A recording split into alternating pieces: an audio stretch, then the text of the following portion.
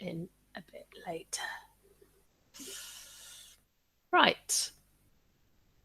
Okay, so the first thing I wanted to start with is the class log. Just a reminder that you should try and fill this out after every class, because otherwise, I know that some of you who are here have been filling it out, but not everybody has, and it's easier to forget what we do if you don't do it.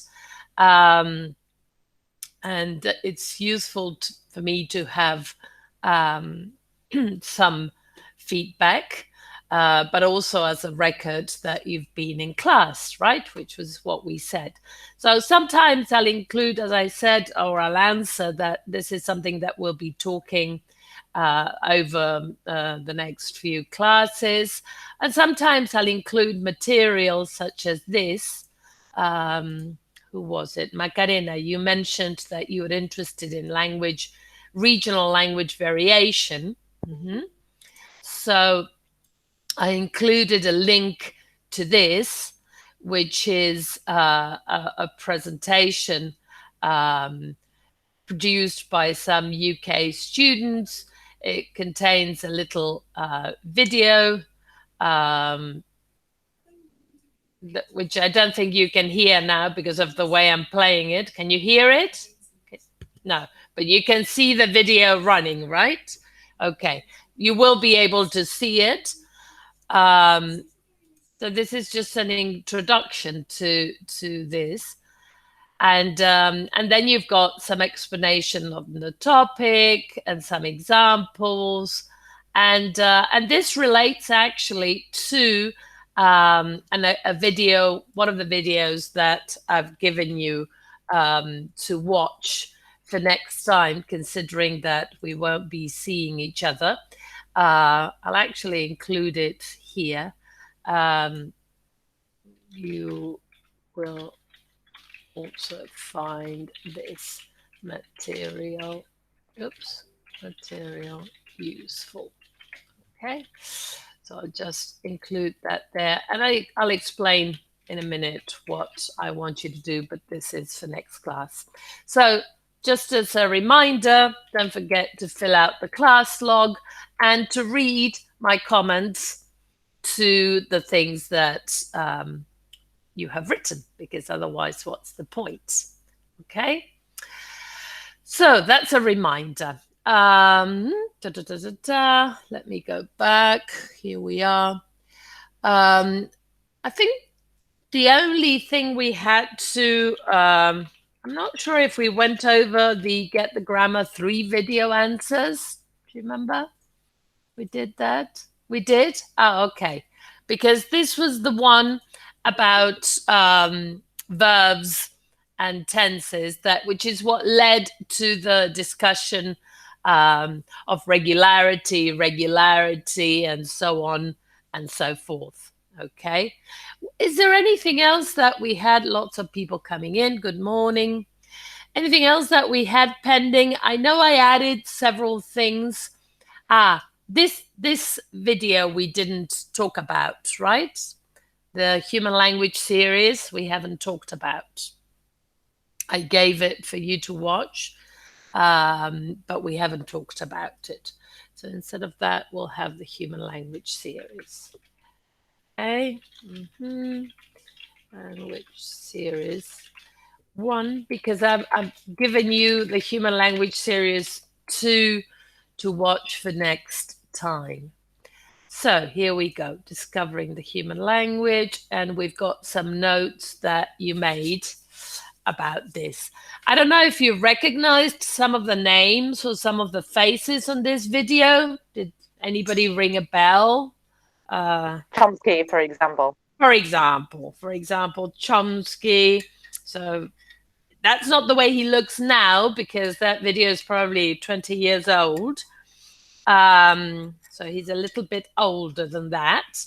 But you've got other people like Pinker,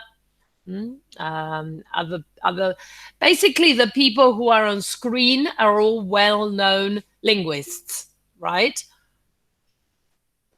and they are talking about different aspects of language. Um, do you think that video is made for linguists, or who do you think the series is made for, or was made for? I think it was made for everyone to understand it. Absolutely. It's intended for the general public, right? It's not intended for specialists. It's not intended for language teachers. It's not intended, it's anyone with an interest in language and how language works. And you'll see that the second episode has to do with acquiring language, in particular, first language acquisition. This is the one I'm going to give you for you to watch next Tuesday when we don't meet, so that you don't miss me. You remember me. Um, but um, but language acquisition is a very central issue in linguistics, right? In the study of language in general, because it's kind of a mystery that we use language and that we have language. Not so much that we speak second languages, right? In our case, we're speaking a second language at the moment, and you are learning to teach a second language, and that's more unusual in that not everybody learns a second language, but everybody speaks a first language, right? And so that's why it's such a central area of human development to study. So while people keep coming in, I'll go over some of these points. Let's have a look. So, language is the most human thing there is about being human. That's a quote. It's in between inverted commas. You may want to add uh, you who wrote it, or you anybody else who may not have watched it yet and watches it later. This is the nature of a collaborative document. We don't just write the things we want to write, but we can improve on the things other people have written. Okay, so if that's a quote, we may want to know who said that. Okay, so somebody who maybe hasn't worked on this video yet, when they have time to watch it, they may pay attention to who said that. Because as I said, all the people in the video are well-known linguists who have studied language and whose names you may come across later. It is simple for those creatures who use it, that is, the human brain is naturally evolved so that it uses a system of this complex sort in a very simple way. Evolution is a crucial component here. I'm just going to highlight this while I admit some more people. So the idea is that we evolved to walk and not to fly, and we evolved to speak as well, okay? Or to produce language, because perhaps speak is a bit of a misleading term, because we can produce and we can perceive language in other ways, right? What are those ways? Signs, for example. Exactly. So in the case of sign language, what we do is we perceive language with our eyes, and we produce it with our hands and gestures. My hand's gone to sleep, so it's really weird to type. Anyway, so now, at this moment, we are speaking a spoken language. We're using a spoken language. So you are perceiving it through your ears. And when you produce it, I am producing it using my mouth, my vocal tract, all the things that we're used to using. But if we were using sign language, for example, I teach you sign language, I just produced it using my hands, and you perceived it using your eyes. Now, you perceived it. Did you understand it before I said what I was saying? Yeah, probably not, right? Because if we don't know the language in question, we don't understand Just as if I play to you, I don't know, Russian, unless some of you speak Russian, it'll be like noise, right? So perception and understanding are not the same thing. And crucially, language is centered on speech, not on writing, in the sense that writing is a derived form of language. Not all languages have a written form. Sign languages don't have a written form, but many spoken languages don't have a written form. Okay? So it's not necessary for a language to be a language to have a written form. It's still a language, and it's still an interesting language to study. I mean, sort of like Egyptians, that when they discovered that they used hieroglyphics, I mean, people didn't speak in hieroglyphics. That's true, but that's not so much that No, has to do with different writing systems. I know. I mean, they didn't use, it was not the language they used to say to each other. It's the language in which they wrote how many livestock they had, or Yes, rituals. but they could write a number of things in hieroglyphics, not just keeping records. The reality is that the first writing systems in the world were used to keep records. God, I've got too many things open. This is supposed to be the Britannica, but it's got so many ads, it's impossible. On that issue specifically, Paula, there are many different types of writing systems. There are writing systems that represent ideas using images. We tend to call them logographic writing, and that includes, for example, Chinese characters. And, oh God, this is so annoying. See, for example, originally, this is Sumerian, close this, Sumerian writing, right? Which is perhaps the first writing system there was, which was little marks on clay tablets. And you've got the original pictograph, which is like a picture of a thing, almost. Then that pictograph changes maybe in position, and then it changes to something that is more abstract. In those writing systems, the character represents an idea rather than a sound. The thing about the writing systems we use in Spanish and English and so on and so forth, I'll put a link to this somewhere else. Our writing systems are alphabetic. Spanish, English, even Cyrillic, like in Russian, which has a different alphabet, because the writing system tries to represent the sounds of the language.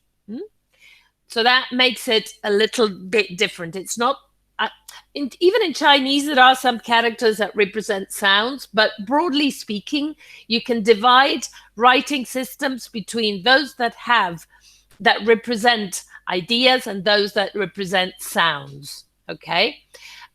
Which is why also for most of the languages we learn as second languages, we assume that they're the same as our first language because they have writing systems and they have alphabetic writing systems. And unless you've tried to learn Chinese or Japanese, well, it's just another writing system. Maybe there's one or two more letters or one or two fewer letters, or maybe a certain letter doesn't represent the same sound as in your language. But they're minor adjustments compared to what I'm talking about, okay? Okay. But what I was referring to is that there are languages, and I'm just Googling here, so who knows, with no written, let's do it like this. Oh, my hand's completely asleep. Sorry about that. How many languages? For example, yes, the Ethnologue is a good source. Look at this. The exact number of unwritten languages is hard to determine. The ethnologue is a kind of encyclopedia of languages. The 24th edition, so you can see there are many editions, has data to indicate that of the currently listed 7,139 living languages, I should have asked you to guess, because people always get this wrong, or maybe I have, I don't remember. Anyway, there's about 7,000 living languages, okay? 4,065 have a developed writing system. Okay. We don't always know, however, if the existing writing systems are widely used. That is, while an alphabet may exist, there may not be many people who are literate and actually using the alphabet. The remaining 3,074 are likely unwritten. So you can see that not half, but almost half the existing languages don't have a written form. I'm going to put these things later on in the slides, but if you go to the ethnologue, you can search for the languages that exist, those 7,100. And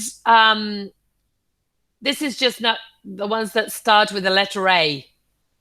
Okay, so there's a lot, as you can see. The thing about this is that you can only access the descriptions. See, it's locked because it's behind a paywall. But if you have, let me see, if you have a BUE address, I don't know if any of, is it with a BUE address? Well, anyway, I'm registered, so I can access, well, I think with a BUE address, you can access it too. But the thing about this language, for example, I picked it randomly, okay? And it's a language spoken in Nigeria, in Africa. And so for each language, it tells you the name of the language, the number of people who use it, the user population, 26,900, the location, the language status, and this is very important. This is on a scale of vitality of a language that goes from widely used to extinct. So there's a scale for this. And more information about the languages, okay? The language cloud also has to do with language vitality. Anyway, we're going a little bit off track, but this is a bit of general context about languages, and the ethnologue is a good source for this kind of information. Sorry, we'll go back to here we were. Okay. What does the big red, the big red balloon? No, the big red balloon example show? That example shows that language is rule governs. Absolutely. So I'm highlighting this. So even the languages that are not written, even the languages that don't have a written system, they have rules. And in this particular case, the rules have to do with word order. Word order matters in English in this particular case, okay? And as we'll see later, this is one of the ways in which language is organized, okay? And this is also very important. We follow the rules without knowing why. So these rules are not necessarily conscious. When we go to school, we learn about these rules, but for the most part, we don't know why we do what we do. So for example, if I ask you how you make the question, what does the big red balloon example show? Well, in English, you're probably going to tell me, because you've studied English, that you have the WH word at the beginning, which is the object of the sentence. And then you have the do support that carries the agreement and the tense. If you ask a native speaker of English, they won't know how to explain this unless they've studied this. Okay? That is what happened in the video. Exactly. The people who were interviewed were native speakers, and they didn't know how to justify that Exactly. sentence.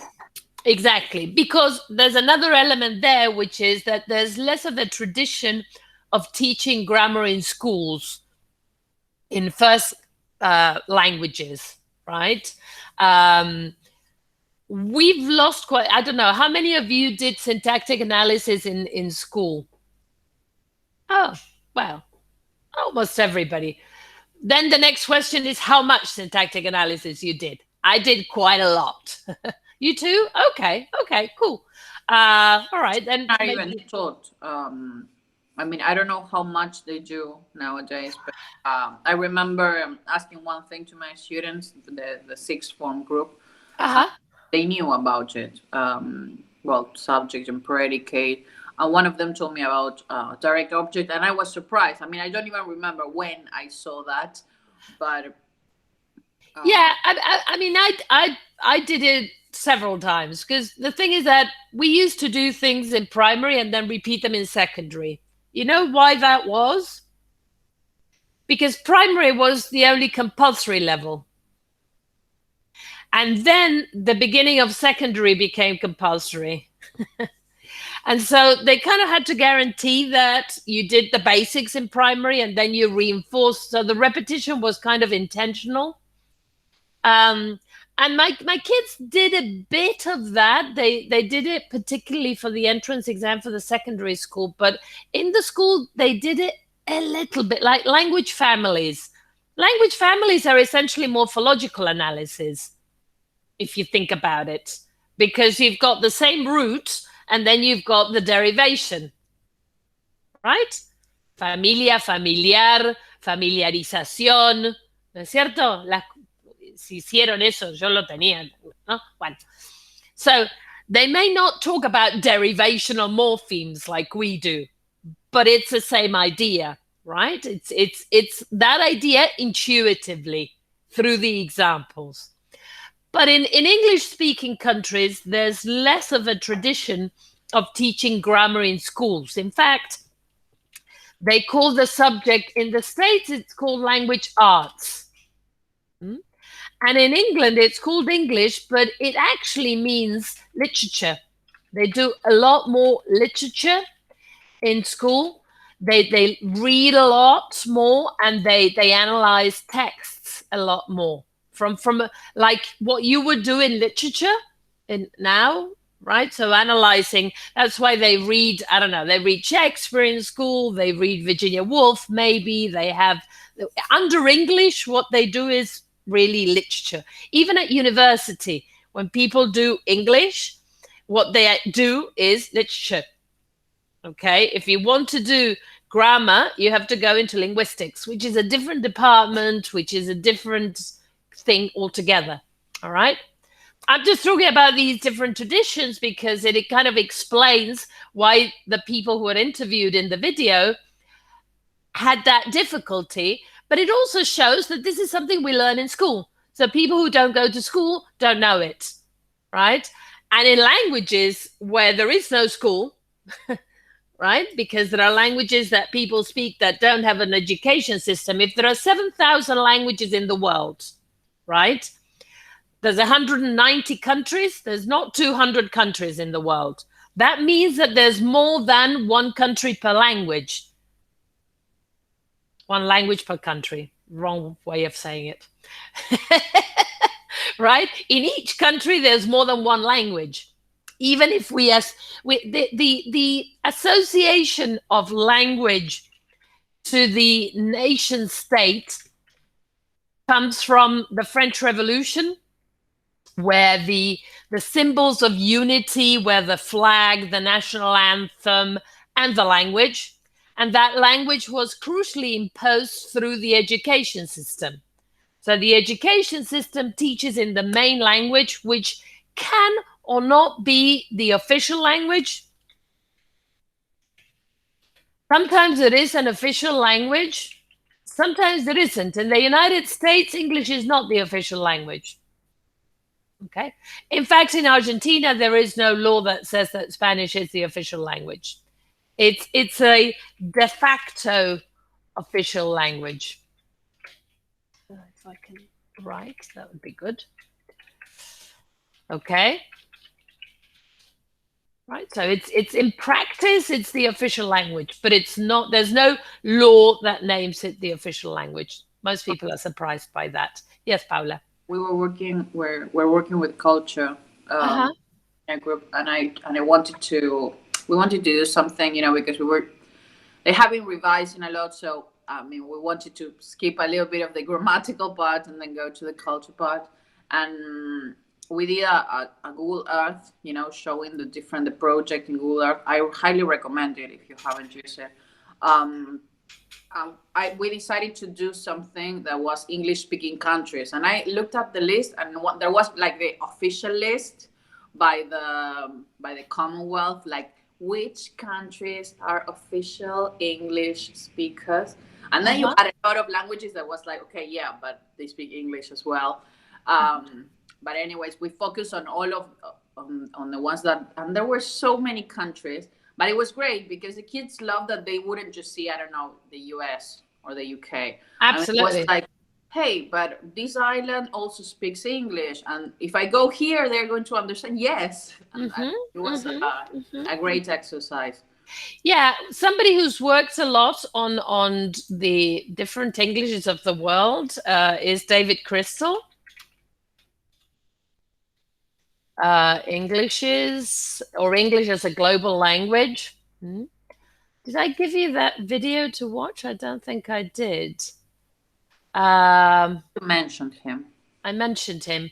Okay, well, I'll give you, because there's a lot of material by him online, okay? English as a global language. He wrote, a book about it, and he gives many talks. He wrote a book for Cambridge University Press, and so on and so forth. But he talks about English as a global language in a number of different ways. English as a language of communication for many people whose native language is not English. That's one way in which English functions as a global language. But also, of course, and this is somebody else, English as a language of imperialism, right? How did English, or French for that matter, get to some of those islands that you're talking about? Well, it got there through the imperial powers that took it there. The thing is that sometimes, interestingly, what's happened in some of those places is that because they have so many different languages, they choose English, which is nobody's native language, as the language of education. Because they think that will reduce the conflict that may appear if, say, they take the language of one of the groups, right? So if they pick, I think Indonesia is like that. Let me Singapore. They've done. The curriculum of Indonesia, language learning, education, Bahasa Indonesia, vocational courses, or is it Singapore? Let me just check. But it also happens in many African countries. Okay. Okay. Yeah. English is the main language of instruction for most students. This is just Wikipedia, but just so that you get an idea, right? English is the main language of instruction for most subjects, while mother tongue is used in mother tongue lessons. So they have English to teach most subjects, and then they teach the mother tongue of the students. Okay. So there are many different types of decisions that are made about languages and schooling. Okay. Okay, I'll just go over this a bit faster so that we can get to the things that we have to talk about. 3 major revolutions, sound change is regular. You can reconstruct ancient languages and talk about how languages change from the ancient times to the present. Yes, that was a time when reconstructing historical precedents of the current languages are very important. Languages themselves are systematic, but there are rules governing how languages are put together. And then Chomsky's idea of human potentiality.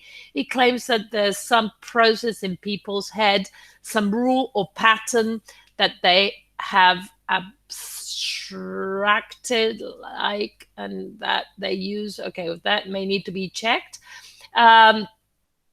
Yeah, there's a process, the process or the mechanism, if you like. It's not that the rules are there, but the process of generating those rules in a way.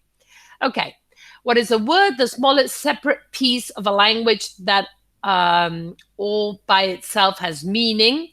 Of course, we have to remember that we also have the term morpheme, but the term morpheme may not be separate. Plato's problem, what we have in our minds before we speak. There are concepts that we don't need to invent because we are born knowing them. Okay. Sound and meaning. Yes. Okay. A woman fell. This one doesn't have an answer. Let's look at the ones that don't have an answer. A woman fell from the cable car. What was the point of that example? Do you remember the woman falling from the cable car? Why did they present that example? When you see that situation of the woman falling off the cable car, do you see the woman first, then the falling, and then the cable car?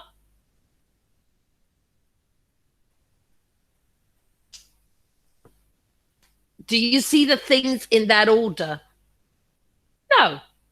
You see them all together. Yes, like a picture. Like a picture. It's like a film because it's yes, something it's that moving. happens. Yes, of course, right? It's moving.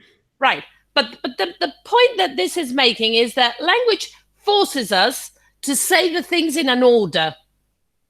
Right? First, we have to say the woman, then we have to say falling, and then we have to say the cable car. That's because language doesn't allow us to show that moving picture. In another language, we may say cable car, falling, woman. Right? In Spanish, I can say to you, Juan llamó, or I can say to you, llamó Juan. ¿Puedo decir los dos? ¿Están bien los dos? ¿Cuál les gusta más? Any of them. Llamó Juan. I like it more, but both are possible. Sí, llamó Juan. Muy bien, Carolina. Suena más natural, llamó Juan. Los dos son gramáticamente correctos. ¿El orden cambia la situación? No. In English, can we say John phoned? Yes. Can we say phoned John?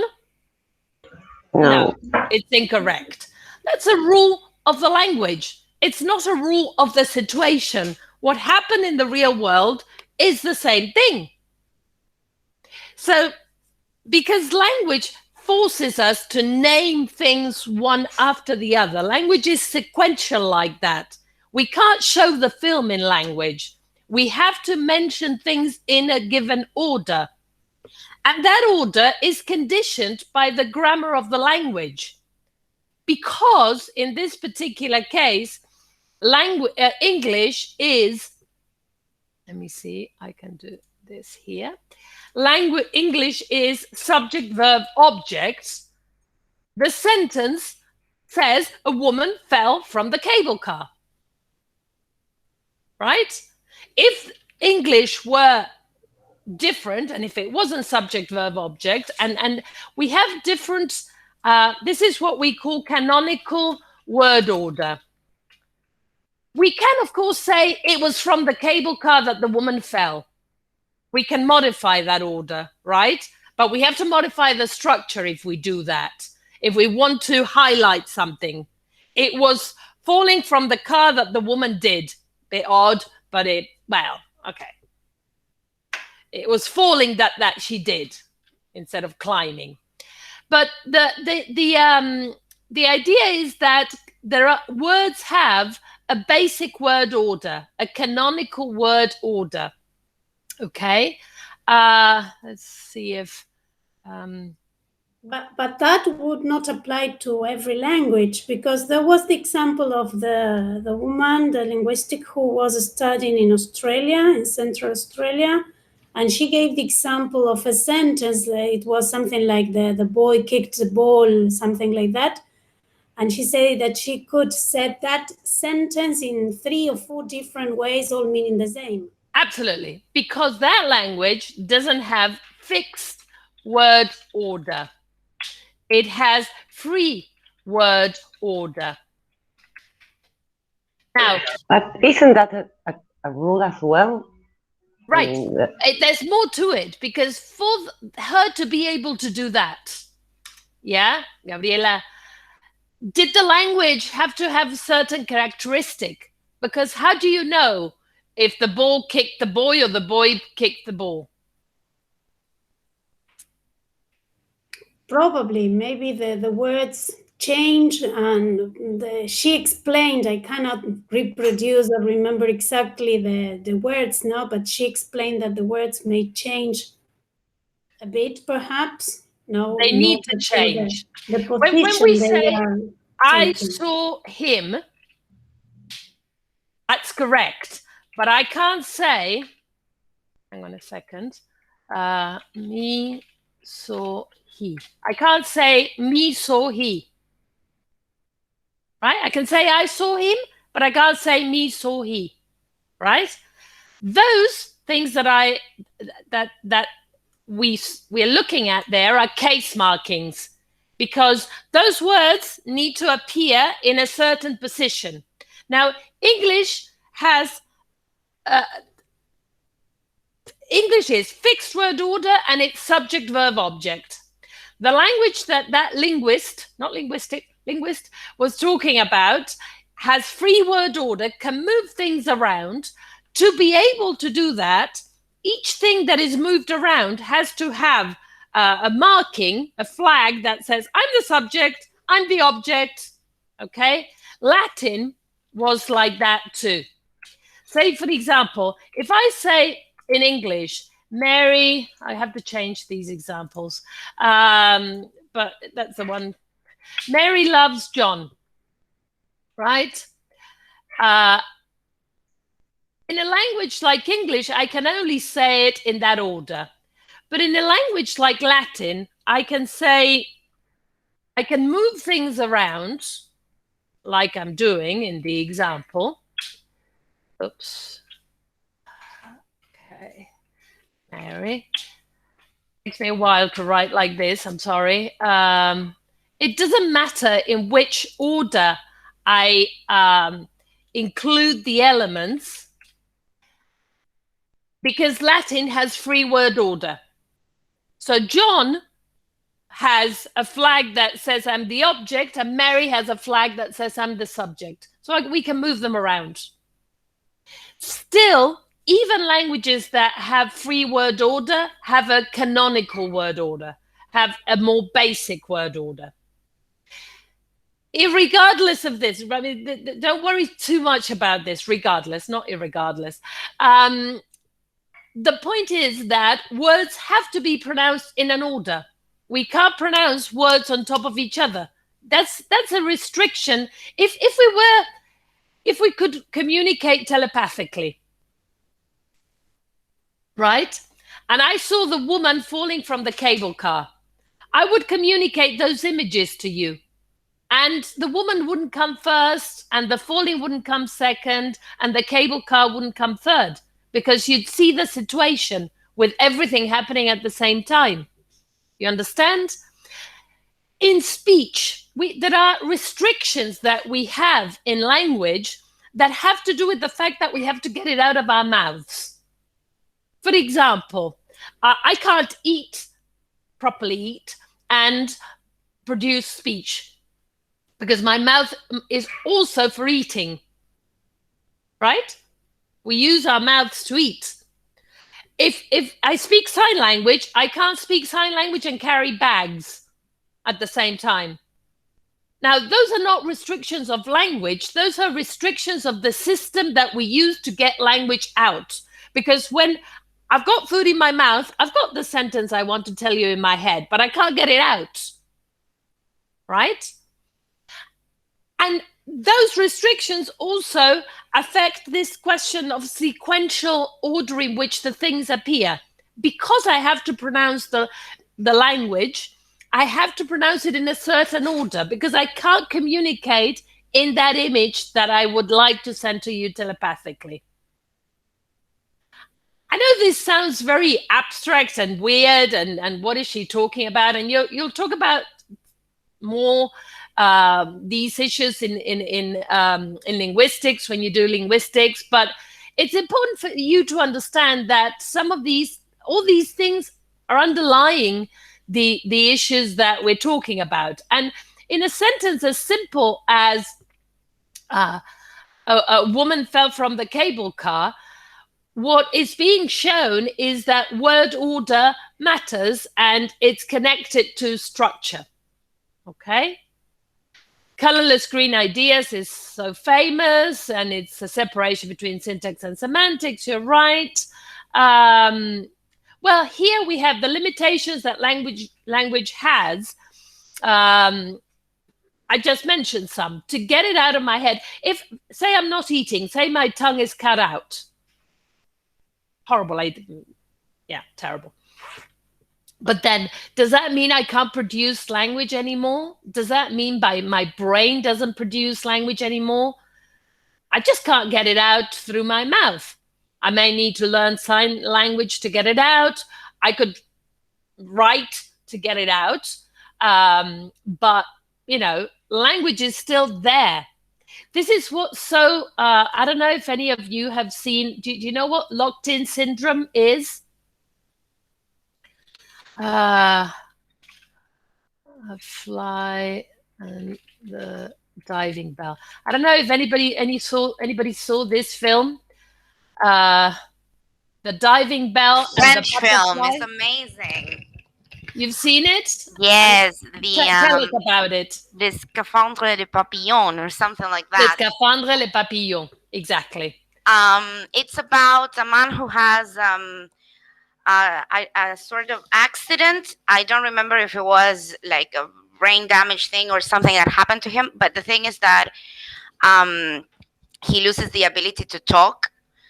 And so the nurse develops like this system in which words are divided into like a quadricula. I don't know how to say that. Like grid.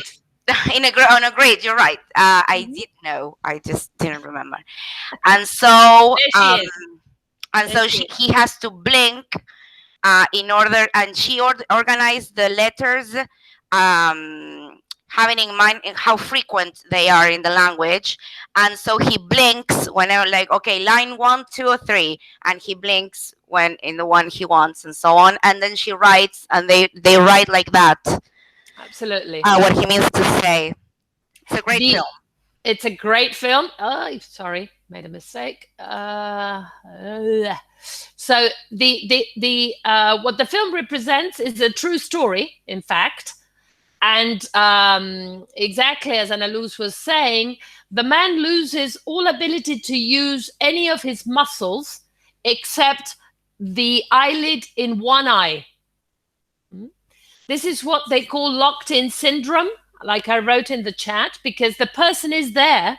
It's not that the person is a vegetable, right? It's not that the person is brain damaged. The person is there, locked in, because they can't move their lips, mouth, or their hand or anything like that. They can only, in this case, he could only move one eyelid.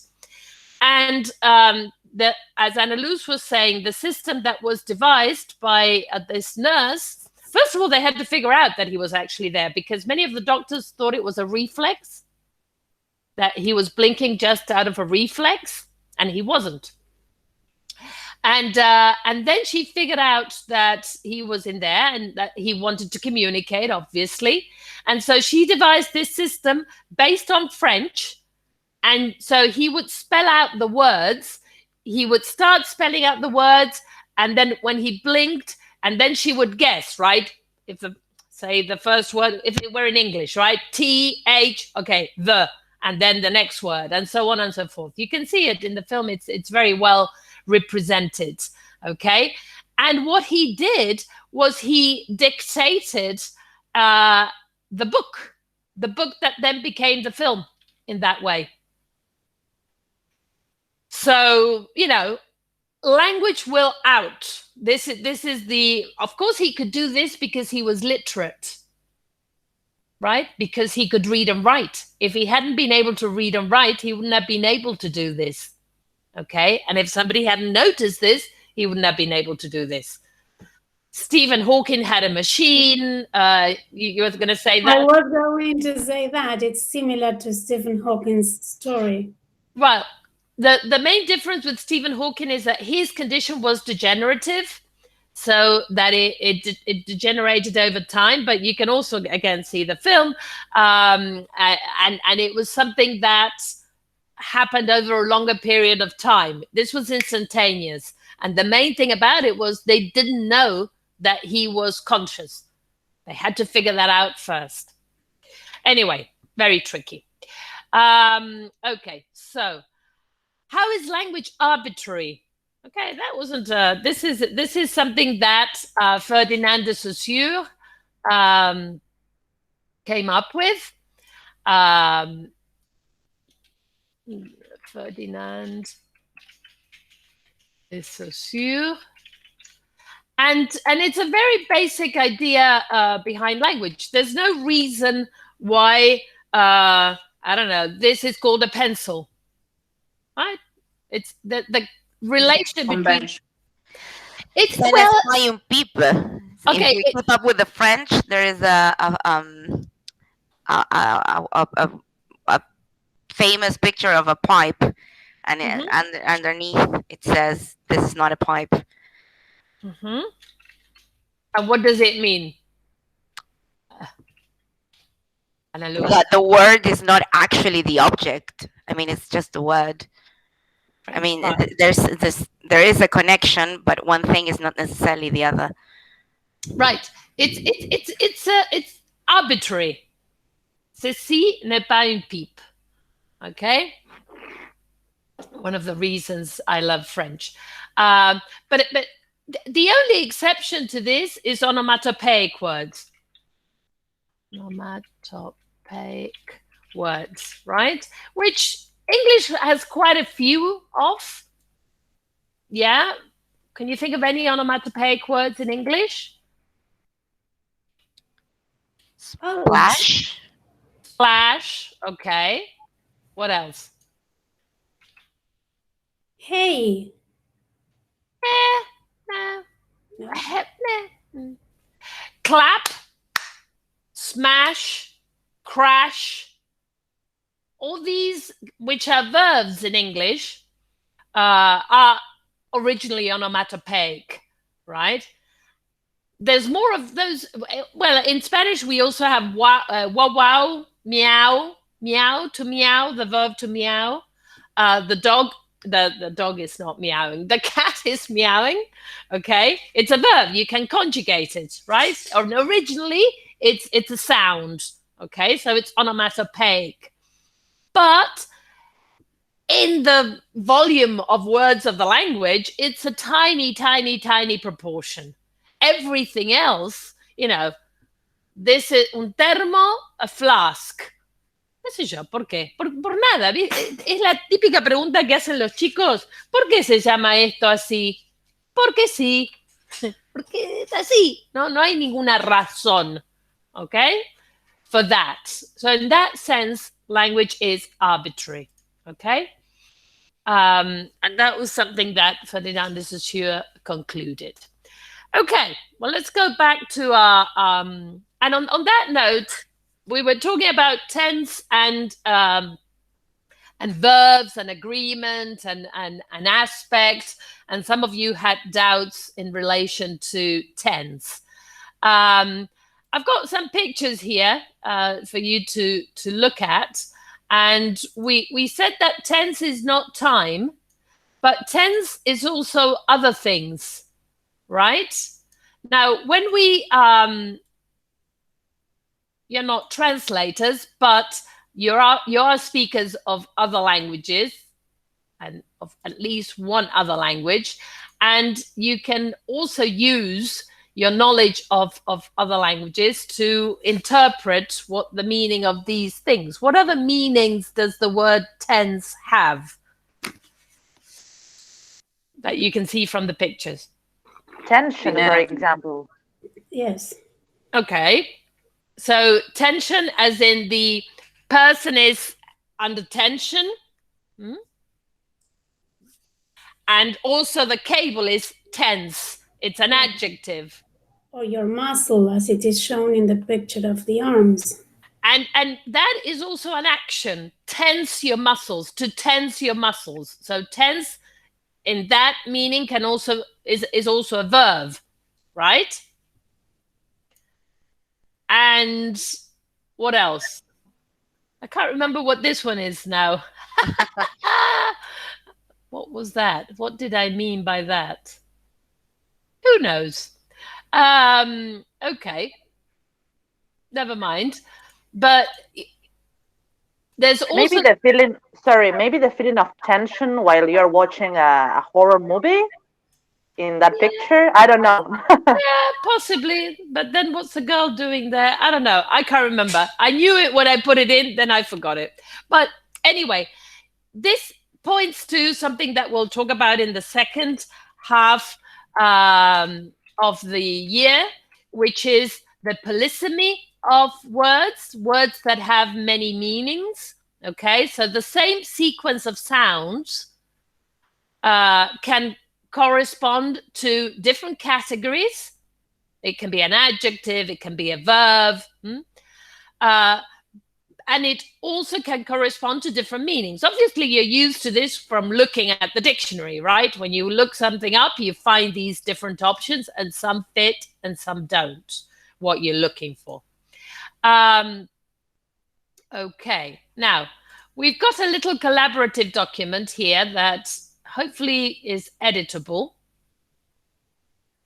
Can you get into it? Should be able to get into it. I'll give you the, I'll copy the link and I'll send it to you in the chats just in case. There you go. Yes, it is editable. Good. Sometimes I get it right. Okay, let me put the space there so that works better.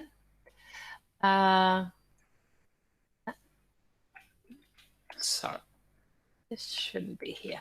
Okay, so the idea is that you should look up, just briefly, quickly, some definitions of these terms. We've got aspect and voice. We've just talked about tense, how tense has different meanings, right? Let's do the same thing I just did with tense, but for aspect and voice, okay?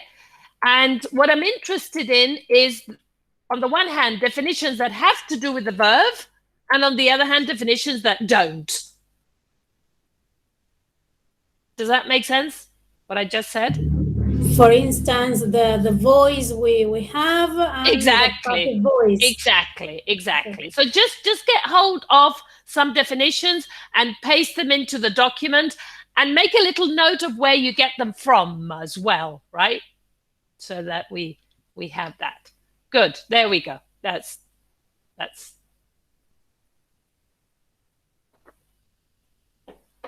Should remember I copy the link or just? Well, you can put the link or the type of publication, the name of the dictionary or whatever. Okay. The name of the dictionary and the link.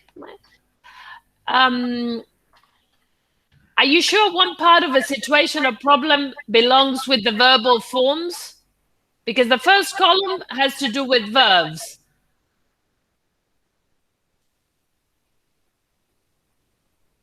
Hang on. I think this belongs here. That right? You're right. Yes, sorry. Okay. I thought we were doing like all the definitions and the sources on the other thing. No. No. Now I get it. Sorry. And I'm going to do something else. I'm going to take the link here, Okay. and I'm going to apply it as a link so that we have, see, whoopsie. Here we go. Come on.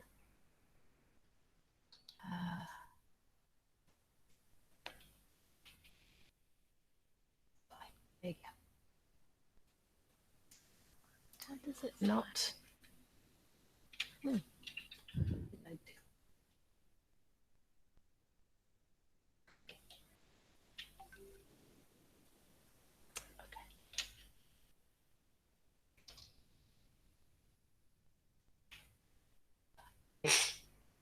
You can stick the link like that if you want. I think this one goes with that. There you go. Okay.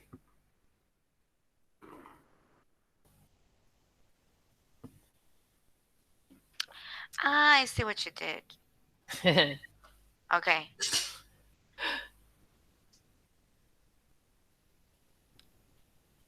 Okay. Let me just do this. I'm going to beautify it while you're doing this so that we have. Okay. Ah. There you go. Beautify it. Yeah. Okay. Let me see. This link here. Okay. So.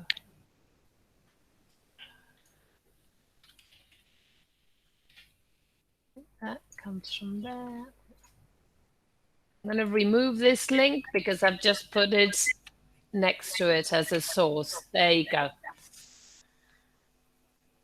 I don't know if everybody understands what I'm doing, but I'm writing the source next to the definition and I'm inserting the link rather than pasting it in. Okay. Okay. Let's do a bit of a beautification here. Here we go. And So many definitions. I didn't know there were so many. that's the idea. Okay, here we go. Goes to about ways of organizing the content. Laws. Okay.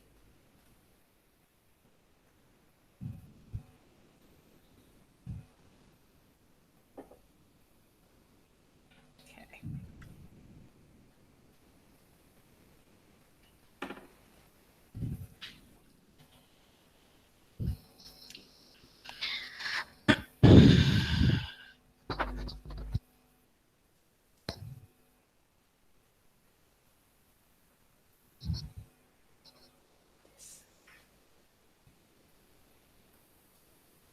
Sorry. Oh, should we write noun? Okay. Okay, where did I put? Give me a sec.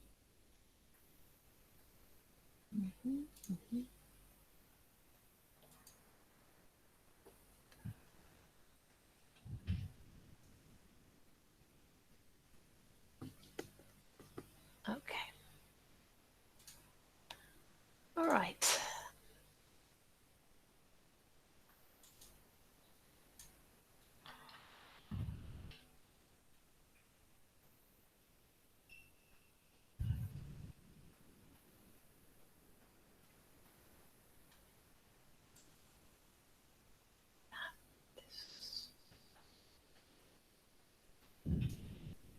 Okay.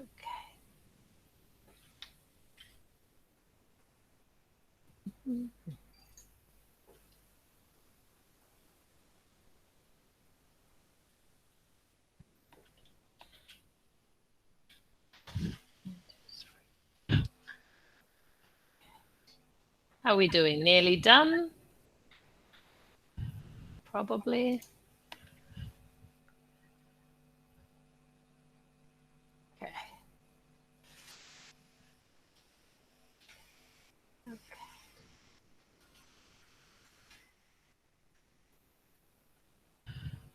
All right. So you're kind of surprised at how many things you're finding, it seems.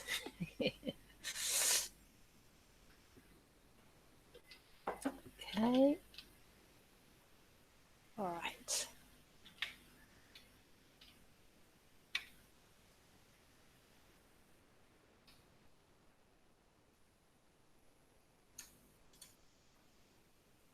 Mm-hmm.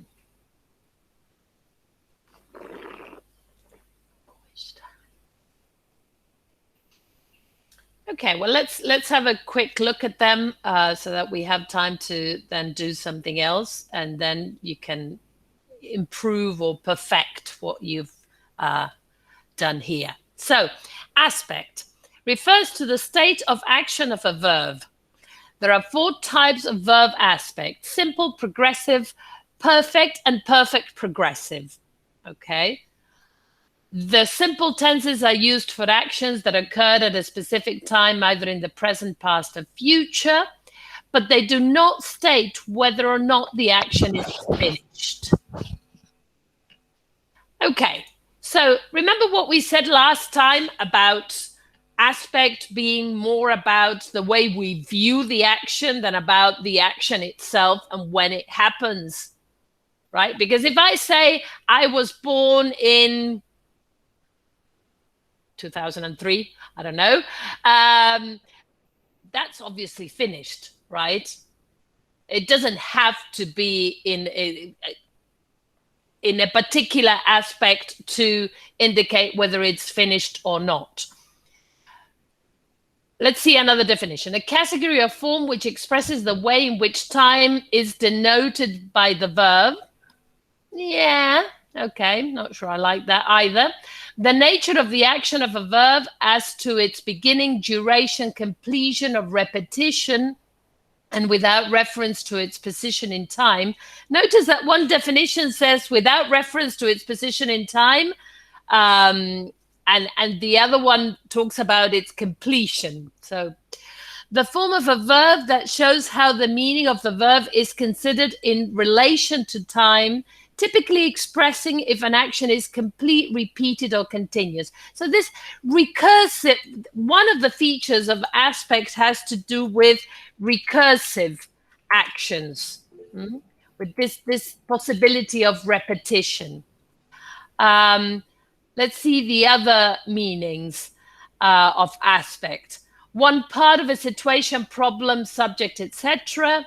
The direction in which a building, window, room, or sloping field faces, or a view that can be seen because of its direction. I like this one, also in relation to the verbal aspect, because it's got to do with point of view. Yeah, the second one for aspect. The meanings of the words are usually related. A measurement of the width compared to the height of a picture on a TV or computer screen. Again, relative terms. A particular feature of or a way of thinking about something, especially something complicated. The appearance of a place or the expression of on a person's face, the aspect. A particular status of face in which something appears to may or may be regarded. It's funny, but I like for verbal aspects more the meanings of the other meanings of the word in terms of how they present some feature of the situation. Anyway, let's look at voice. Active versus passive voice, okay? We use the term active voice and passive voice to talk about ways of organizing the content of a clause, okay? So typically that refers to subjects and objects, right? When we have the subject, verb, object form, okay, let's say it like this. The dog chased the mouse, right? We have a subject, we have an object, and we have a verb in the active voice, yeah? So this is subject, verb, object. Now we can also say the mouse was chased by the cat. Yeah?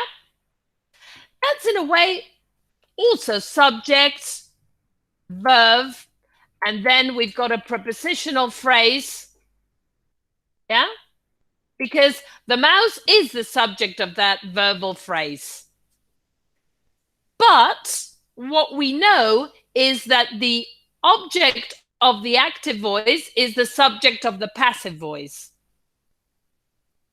Those two sentences describe the same situation in the real world, the same event, right?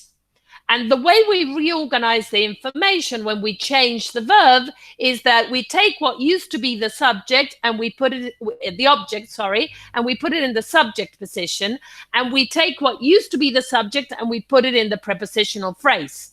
That's how those things relate. Now, we can also say that the active is the agent, and then we have, this is something we're going to see in the second half of the year. You don't have to know it now, but these are called thematic roles, thematic or semantic roles. Yeah. And in the active, what we have is that the agent, the doer of the action, appears first in the subject position, and the theme, or the patient, the sufferer, appears in the object position. Whereas in the passive, we have, let me just write it down, agent in a by phrase. This is the passive. That looks horribly complicated, and you're probably thinking, what is she talking about? But what I'm talking about is that the semantic relations between these elements in the sentence are the same, meaning the situation described by those two sentences in the real world is the same, and what we do is we're crossing over the elements in the sentence. We'll talk some more about this, but don't worry about it. Okay, let's see. Distinction, a form or a system of inflections of a verb to indicate the relation of the subject of the verb to the action which the verb expresses. Okay, Cambridge University published this book. Okay, we may want to reduce that. Okay, and let's see passive and active. Noun, the sound that you make when you speak or sing. Oh, sorry, that's voice, not passive or active. Yes. Verb, to express your thoughts or opinions, to voice your thoughts or opinions. Good. Noun, someone's voice is their opinion on a particular topic and what they say about it. Sound, produced that vertebrates by vertebrates, sound produced by vertebrates by means of lungs, larynx, syrinx, especially the sound so produced by human beings. Definition written by the enemy. Okay, never mind. Yes, good. All right, good. Okay, so we can see that the meanings of the technical term in grammar and the other meanings of the word appear to be somewhat related. Now, I'm going to give you a little activity to do that should be quite self-explanatory. And we're going to do it in groups. So I'm going to open the breakout rooms, but first I'm going to explain what this is all about. You have this activity, which is similar to some of the other activities that you've done. It comes from the same book. And you actually just have to do 10 things. No, only 10 contrasts. And it brings together tense, modality, aspect, and voice. Okay? And basically shows us how we can contrast different terms in the language in terms of tense, mode, aspect perfective, aspect progressive, and voice. Look at the examples. A contrast in tense. We can say wrote and write. Wrote is in the past, write is in the present. A contrast in mode or modality. May write and write. May write has modality incorporated, write doesn't. Contrast in aspect, perfective. Have written and write. Have written is perfective and write is non-perfective. Contrast in aspect but progressive. Be writing and write. Be writing is progressive, write is non-progressive. Contrast in voice. Be written and write. This is totally obvious, simple. You know these things, they're easy, right? Now, what you're going to get is pairs where you have to decide how many contrasts there are, if it's 1 or 2 or 3 or 4 or 5, and which are the contrasts. So in the first one, which is given to you as an example, you have is ill versus was ill. The contrast is one of tens, right? That's simple, clear? I'm going to give you one example just to ask you for your opinion. What is the contrast between write and will write?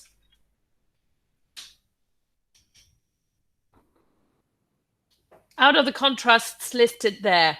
Modality. Modality. Good. Good. What was I worried you might say? Present, Tense. future. Tense. Tense. Okay. And why is it not tense and why is it modality?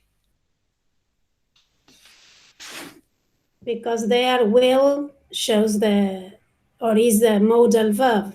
Absolutely. Probability. So interestingly, English only really has a past versus present tense contrast. It doesn't have a present versus future contrast. We don't express future tense on the verb. What happens in Spanish? How do you say that in Spanish? Escribe. Escribirá. ¿Alguno de ustedes O dice voy a escribirá? voy a escribir. Voy a escribir. Mire, qué Claro, acá en interesante. Argentina decimos, sí. Bien, Carolina. So, what's happened? There is the future contrast, there is the morphological future tense, but we don't use it. We use a modal, effectively. Right? So, even though we learn it in school, so we are shifting towards that. Okay? Okay. So, before I open the breakout rooms, let me just go over a couple of things that, as we said, next class, we won't have a class because it's a holiday. So I've given you 3 videos to watch. One is the Human Language series number 2, right? Where you have the link to the video and you have a link to a handout that you can use to follow the video. Yeah, it will guide you through with questions and stuff. Okay, that's video, this one video. Then we have this video, which is about variation in language, social variation. So you have the link to the video and you also have a link to a handout. Okay, social variation. There we go. That's a handout from the days when I used to use this on paper. And then you have the crystal video, okay? What is standards English? And here are some questions and there's a task in the classroom. The other 2 don't have tasks in the classroom at the moment. Maybe I'll put them later, but I just want to, I'd like you to watch 2 of these. You don't have to watch them all. You can watch them all. They're good, but I'd like you to watch at least 2 of them. Okay, so these will give you more background to all this. Do we have questions? Do we have comments? Do we have Cristina, I'm sorry. Shouldn't we check the word analysis too? Or, We haven't checked that. Okay, I'll put it down to check. I thought we had. I'm sorry. I think, but maybe I'm wrong. Maybe we didn't. No. You're probably right. Let me just give me a sec. And because I was sure there was something missing, but I wasn't sure what. Okay, just give me a sec. Word analysis 2.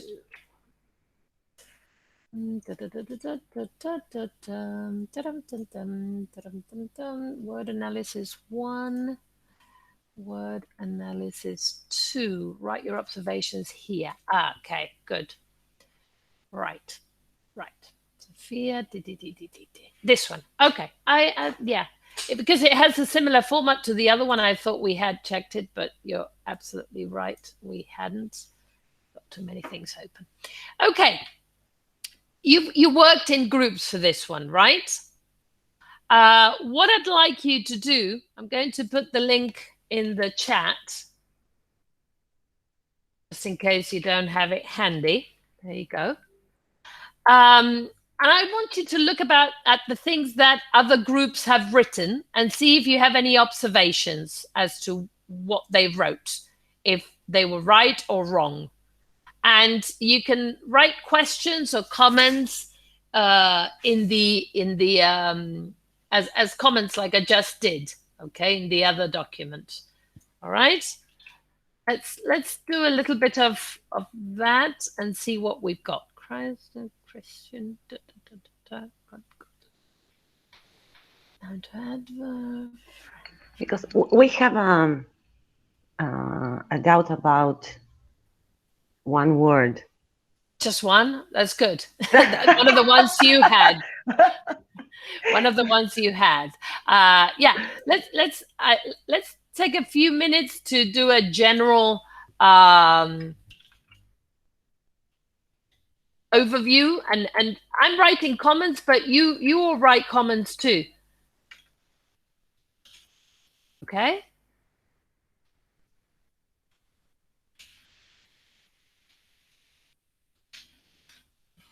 There we go.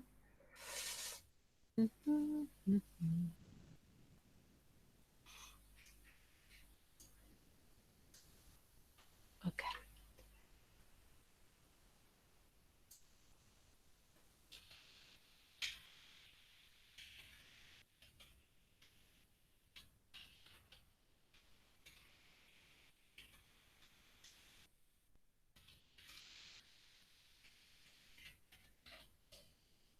Okay, here we go.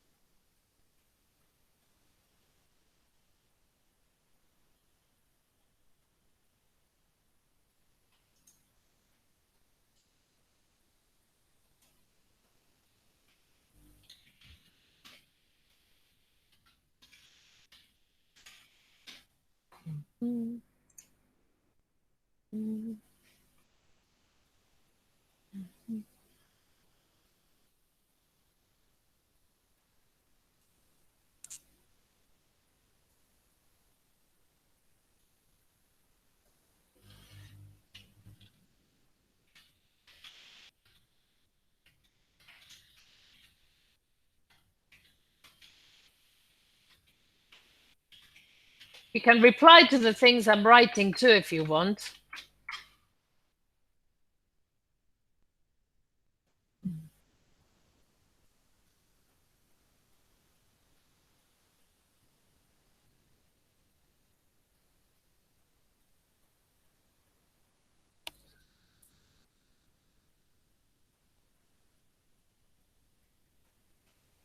Okay.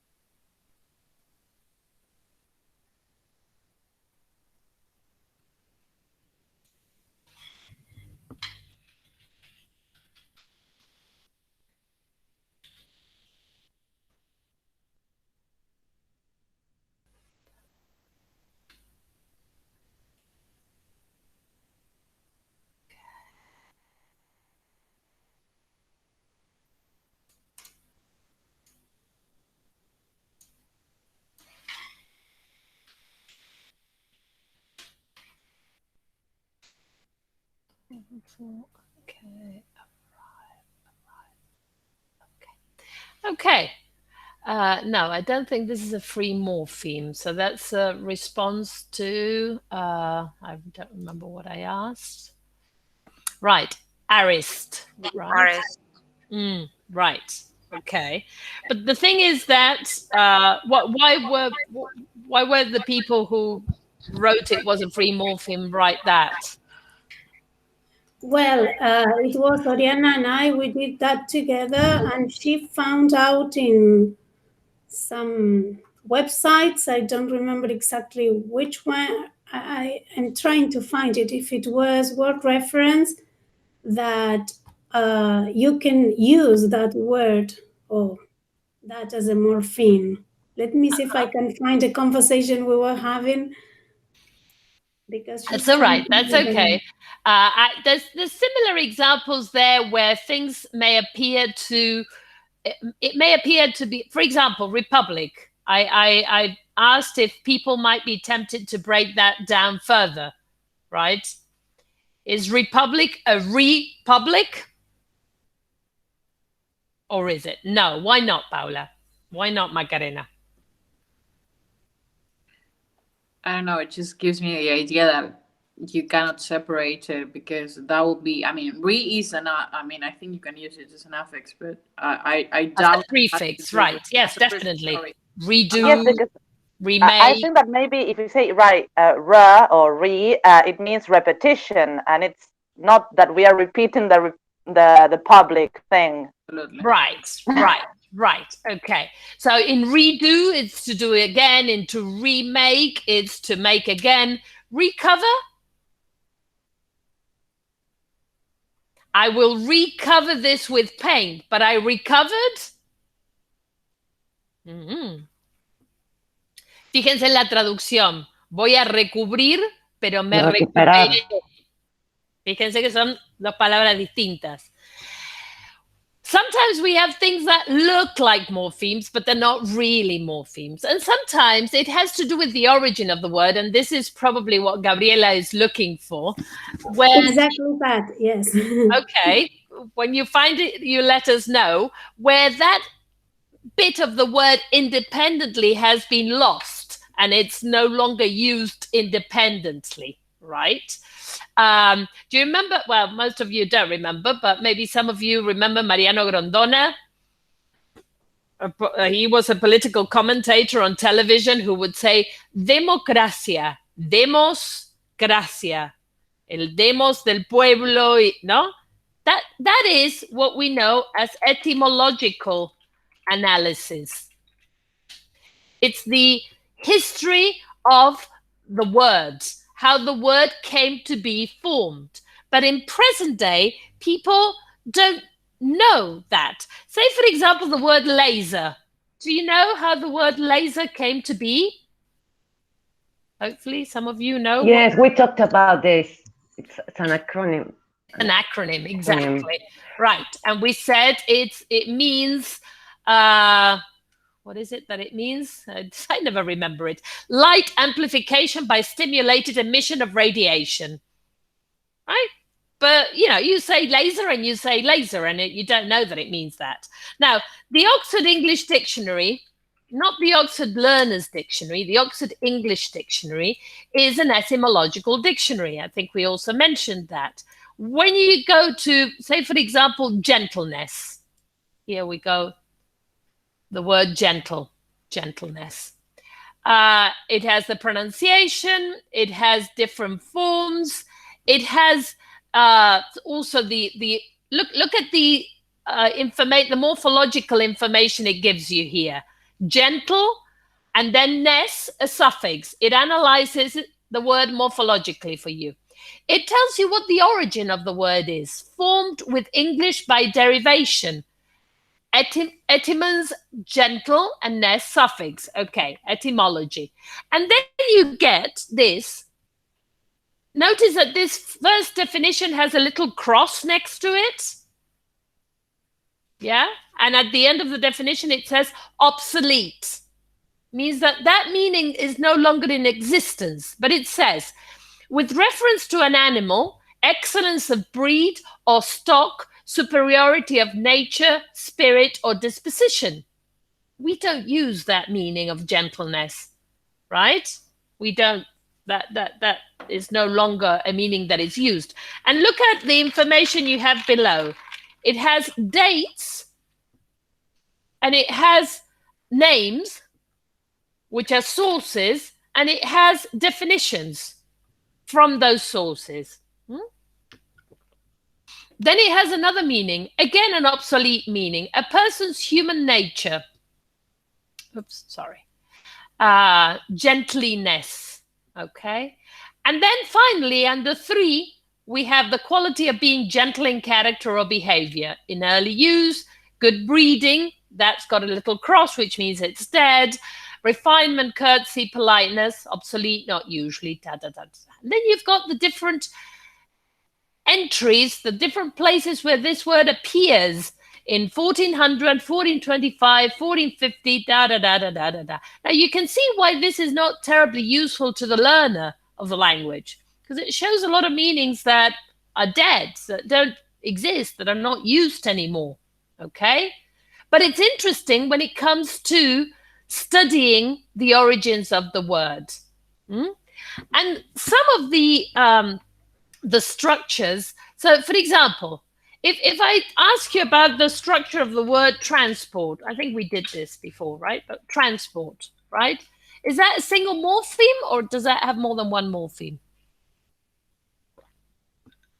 2. More than one, 2. More than one, right? Okay, and the way in which we test this out is because there are other words like airport that has the port and has the other element, or I don't know, transform, which has the trans, and this is how we test some of the things that I asked you in the document. You know, when I ask you, is this a noun or a verb? Do we know if it's a noun or a verb? We have to see if those suffixes connect to, for example, livelihood, live. In this case, you're telling me that live is a verb. Yeah? You see that? And then it becomes an adjective, and then it becomes a noun with hood. Do we want that? We to confirm that, we need to see if li attaches to verbs. Can you think of other examples? I would have written it as an adverb. Well, lively as an adverb, but then we have to see if hood attaches to adverbs. Right. So to fully analyze these things, we can't just look at that particular example. Why not taking live as an adjective, not as the verb live? Okay. No? Okay, so it's live. Live, yes. Live, not live. Yeah, yes, the adjective live. Okay, so you see that there are different options and that you have to consider the different options. And it's not just, particularly because English has this possibility of having a word. Because, for example, if we think about the word work, right? I just give you the word work in isolation. You don't know if it's the noun or the verb. You can't know. In Spanish, if we translate work, we have to know if it's trabajo or trabajar. And it's morphologically marked. The different categories are morphologically marked. In English, it isn't. So to be able to know if work in, I don't know, workable. Let's think of that word, workable. Okay, I can work around this, it's workable. Okay, to know if that work is a verb or a noun, the base one, the root, we need to know what able attaches to. Does it attach to verbs or to nouns? To nouns. For example, give me another example. Comfort and comfortable. Aha. Okay. What about doable?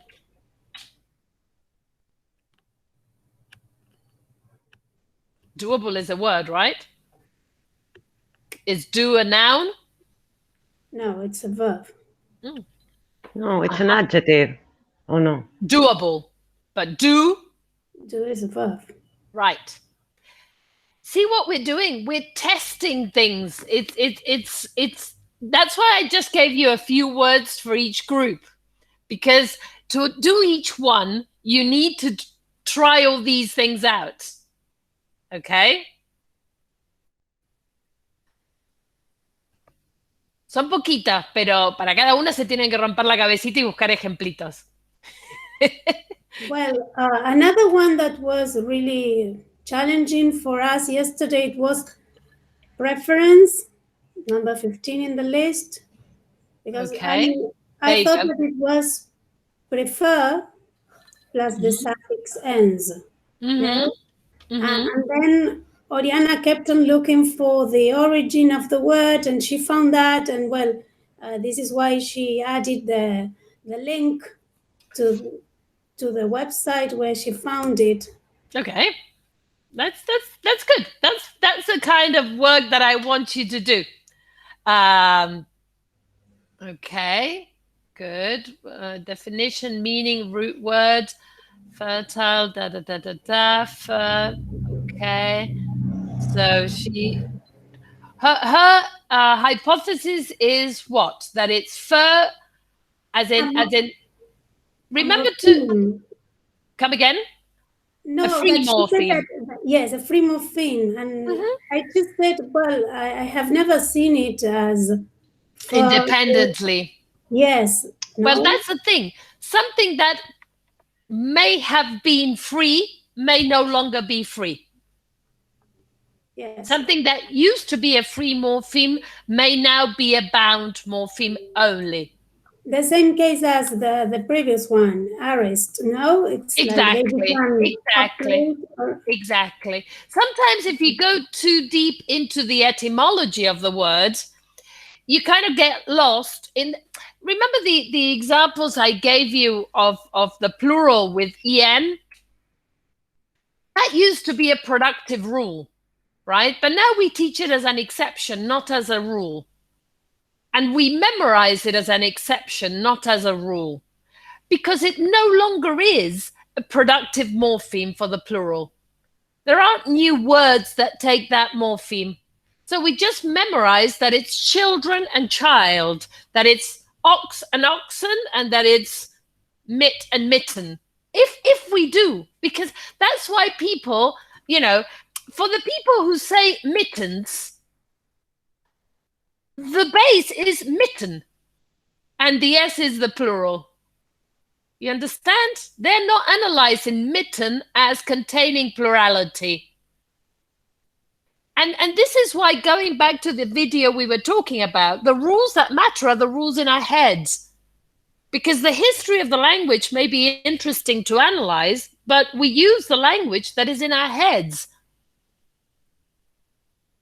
And the history of the language is like the history of the country. It's like knowing that William the Conqueror arrived in England in 1066. Okay, it's a historical fact, but it's not what I operate on a daily basis.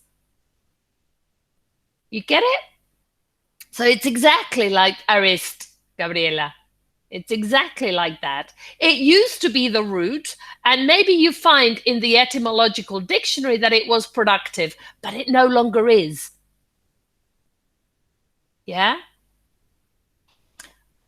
We can go over some of these if you want to think about them a bit more. And the reason these examples are chosen, of course, is because they present interesting challenges. It's not random words. It's not that somebody took a passage and picked the words that were there. They are words that present interesting analysis options. That's why. But what I want you to be aware of, and it's a good thing that Oriana went for the etymological, because it's a path that you can choose to go down, and that may give you interesting information. Okay.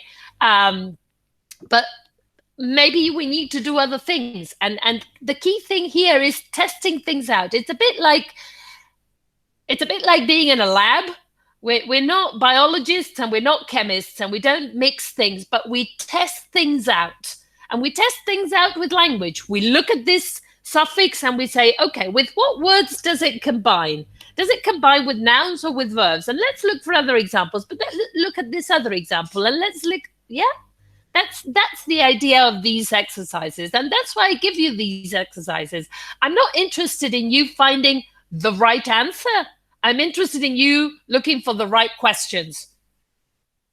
You see the difference?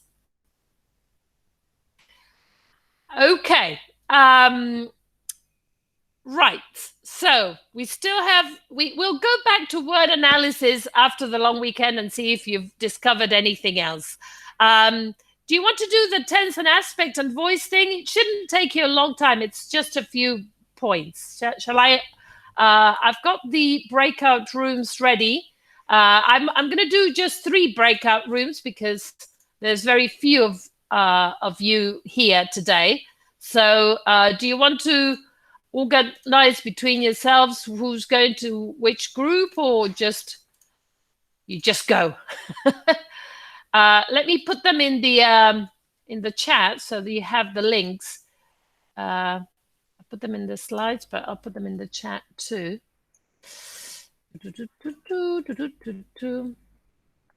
Okay. It's copying in a kind of weird fashion. There you go. Here we are. Okay. I'm opening them so that you can go in whenever you want. I'll let you in. And when you're finished, you can go, okay? Because it's just, I'll be around if you have questions. Thank you very much. See you. See you. Bye-bye. Sorry. See you. Yes. Who's asking a question? Me, Lucia. I think we have done the video about David Crystal already. Ah, okay. So, All right. So you can ignore it. I thought we might have, but I wasn't sure. Yeah, we talked about it. Okay, okay. Good, good. I'll remove it then. See Thank you. you. Bye-bye. Bye-bye. Okay.